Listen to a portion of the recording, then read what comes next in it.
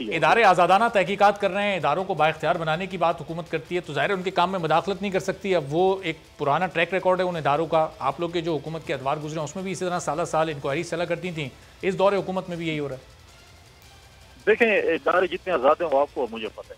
आप तो बाकी छोड़ें, आज आपके जो है शहजाद अकबर साहब पहले से बता देते हैं कि अपोजिशन के फलां लीडर को अगले हफ्ते हाई कोर्ट या सुप्रीम कोर्ट बुलाएगी।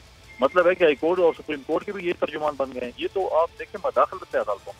जब आपके शहजाद अकबर साहब को आपने सुना था 2 दिन पहले कि लीडर ऑफ द अपोजिशन को बुलाएगी अगले हफ्ते, या और फिर कोई वजीर कहता है इनको इतनी सजाएं हो जाएंगी। तो मतलब है इनको पता है इन्होंने सजाएं हुकूमत ने देनी है, इनके तर्जमानों ने देनी है। फिर हमारी अदालतों का क्या फायदा, हमारे इदारों का क्या फायदा?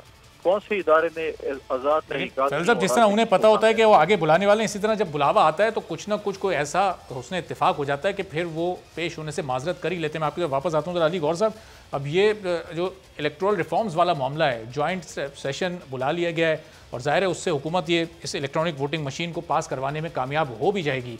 अब आप लोगों से गुफ्तगू के लिए हुकूमत ने कदम आगे बढ़ाया था, आप लोगों से डायलॉग किए जा रहे थे, अपोजिशन जमातों को ऑन बोर्ड लिया जा रहा था, तजवीज़ आप लोगों के पास है मुकम्मल इस इलेक्ट्रॉनिक वोटिंग मशीन के आप खिलाफ हैं, हुकूमत इसके हक में क्या तजवीज़ पेश करेंगे अगर ये डायलॉग होते हैं आगे? तो देखिए, पहली बात तो ये है कि हुकूमत के पास मास्वाए ये कि वो कारकर्दगी दिखाने के, जब हुकूमत के हालात ये हों कि वो मतलब है कि कारखानों की जगह लंगर खानों पर आवाम को बिठा दें, और जब वो मतलब है कि मुल्क में मोटरवेज और तरक्की करने की बजाय कोई सी पैक जैसा प्रोजेक्ट लाने की बजाय जब लोगों को कट्टों और अंडों, और अब माशाल्लाह भंग विजन व हुकूमत का ये है कि अब कहते हैं कि हमने भंग काट करनी है, तो लगता तो ये है कि ये हुकूमत भंग पीकर ही सोई हुई है। आपने देखा कि एक अली गौर साहब, हुकूमत तो ये भी कहती है कि अगले इंतखाबात को साफ शफाफ बनाना है और आप लोग भी यही कहते हैं, इसमें आपके पास क्या तजवीज़ है?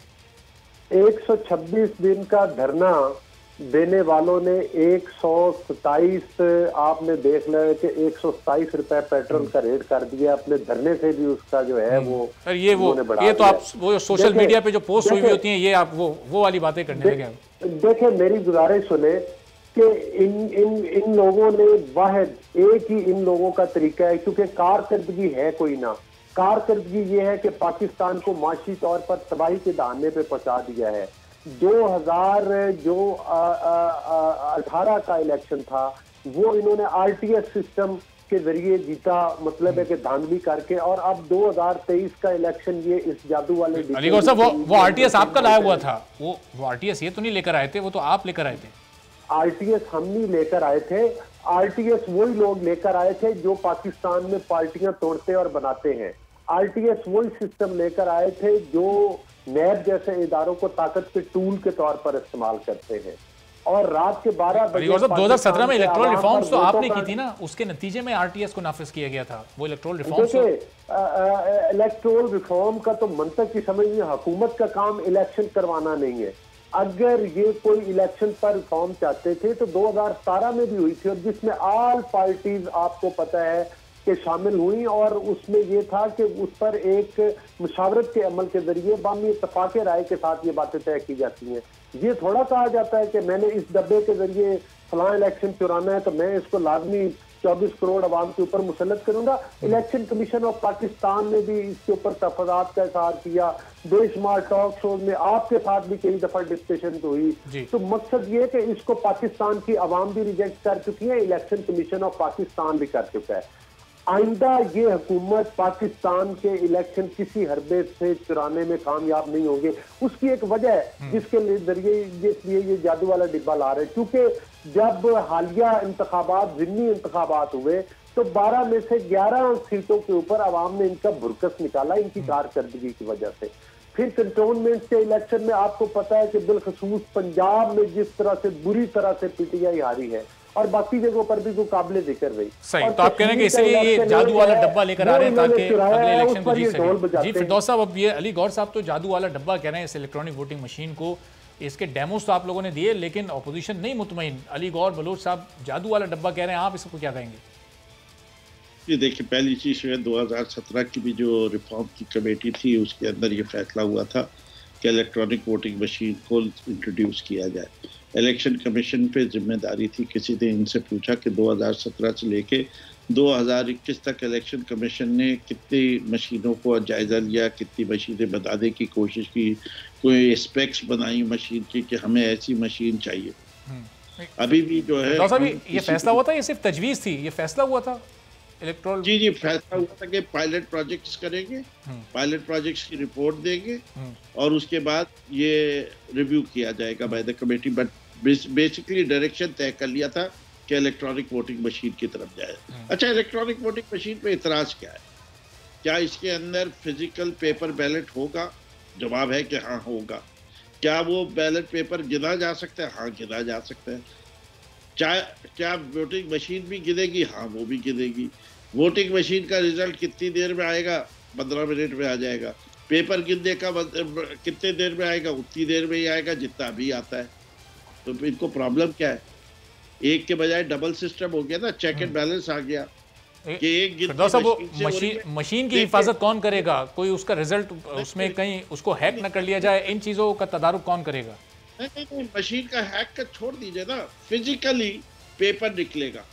फिजिकली वो पेपर जो है एक मोटर डब्बे में डालेगा, जो कि अभी डलता है। तो गिन ले।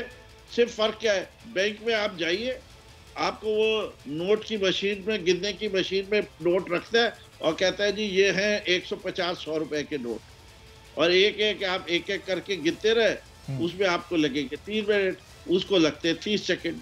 बस ये फर्क है इलेक्ट्रॉनिक वोटिंग मशीन और दूसरी मशीन के। गिनने का प्रोसेस फर्क है। एक में जैसे ही आप टैप करेंगे, जिस निशान पे टैप करेंगे वो रिकॉर्ड करती जाएगी कि इस निशान पे इतने टैप हुए, लेकिन उसका काउंटर फॉइल जो है वो फिजिकल बैलेट है, वो एक अपनी जगह कागज का टुकड़ा मौजूद है। अच्छा, लेकिन फिरदौस साहब, चूंकि वोट कास्ट करने के बाद वो पर्चा वो निकल रहा है जिसको आप बैलेट कह रहे हैं मशीन से, अब अगर किसी ने मशीन में वोट कास्ट किया और वो पर्चा उठाना भूल गया या पर्ची लेकर जेब में डालकर वो चला गया, तो मशीन कुछ और रिजल्ट दिखाएगी और डब्बे से जो पर्चे निकलेंगी वो कुछ और होंगी। ऐसा देखिए, दोनों चीजें पॉसिबल है इस मशीन के अंदर। एक ये कि आप वही मशीन में देखें और विदाउट टचिंग वो डिब्बे में डायरेक्ट चला जाए, ये भी सिस्टम ऑल्टरनेट है। और एक पर्चा आपके पास आए और आप वो पर्चा लेके आए और फोल्ड करके रिटर्निंग ऑफिसर के सामने डाले। अभी भी क्या होता है, अभी भी क्या आपने देखा नहीं है कि ब्लैंक बैलेट पेपर्स भी आते? क्या आपने अभी ये नहीं देखा कि जाली बैलेट पेपर्स भी निकले हैं? क्या माजी में वो सिस्टम बिल्कुल फ्लॉलेस है? तो फिर इसकी जरूरत ही क्यों पड़ती है?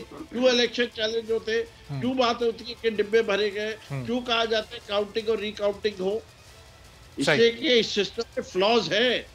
जो फ्लॉज है उनको तो माने, उन फ्लॉज को दुरुस्त कैसे किया जाए। देखिए, ये हर चीज के ऊपर मैं ना मानूं वाली बात नहीं है।